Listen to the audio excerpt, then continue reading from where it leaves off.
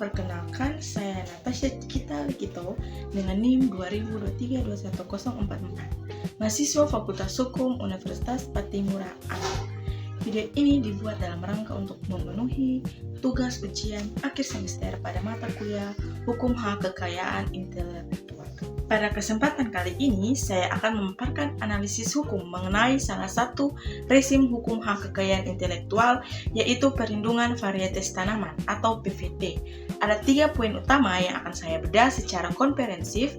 Yang pertama, mengenai dengan pengertian dari perlindungan varietas tanaman. Yang kedua, dasar hukum yang mengaturnya. Dan yang ketiga, prosedur serta mekanisme permohonan pendaftaran dari perlindungan varietas tanaman. Baik, mari kita masuk pada pembahasan poin yang pertama.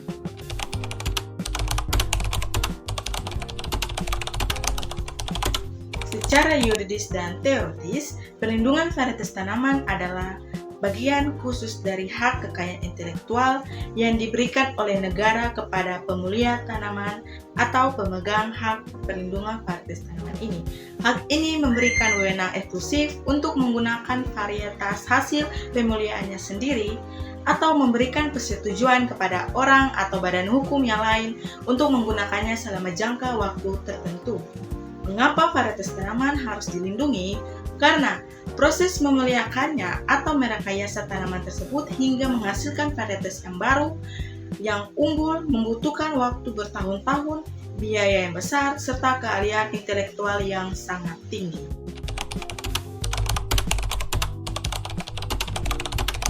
Nah, sekarang kita bedah dasar hukumnya. Memasuki pembahasan mengenai legalitas, perlindungan hukum terhadap varietas tanaman di Indonesia sendiri memiliki dasar yang sangat kuat dan spesifik. Regulasinya diatur secara khusus dalam Undang-Undang Nomor 29 Tahun 2000 tentang perlindungan varietas tanaman. Dasar hukum ini lahir sebagai wujud perlindungan negara terhadap hak-hak para pemulia tanaman atas kekayaan intelektual mereka. Perlu dicatat pula, berbeda dengan rezim hukum kekayaan intelektual lainnya yang berada di bawah Kemenkumham, pelaksanaan teknis dan penguasaan Undang-Undang PVT ini dimandatkan langsung kepada Pusat Perlindungan Varietas Tanaman dan Perizinan Pertanian di bawah Kementerian Pertanian karena membutuhkan pengujian ahli di bidang agraria. Mari kita bedah alur pendaftarannya secara sistematis melalui 4 tahapan utama. Tahap yang pertama, tahapan pengajuan. Langkah awal dimulai dari tahap pengajuan. Di sini, pemohon harus menyerahkan dokumen administrasi ke Pusat Perlindungan Varietas Tanaman dan Perizinan Pertanian, termasuk dokumen yang paling krusial, yaitu deskripsi mendalam mengenai karakteristik tanaman, serta istilah silsilah atau asal-usul bagaimana varietas tersebut berhasil dimuliakan. Tahapan yang kedua yaitu publikasi. Setelah lolos verifikasi berkas, masuk ke tahap publikasi, negara akan mengumumkan permohonan tersebut kepada masyarakat luas selama 6 bulan melalui berita resmi PVT. Tujuannya untuk menjamin transparansi dan keterbukaan publik, sehingga pihak lain atau para petani diberi kesempatan untuk mengajukan sanggahan jika merasa varietas tersebut bukanlah hal yang baru. Tahap yang ketiga yaitu pemeriksaan substantif. Jika masa sanggah sudah dilewati, tibalah pada inti dari pendaftaran, yaitu pemeriksaan substantif. Di tahap ini, para ahli tanaman dari kantor PVT akan melakukan uji lapangan secara nyata.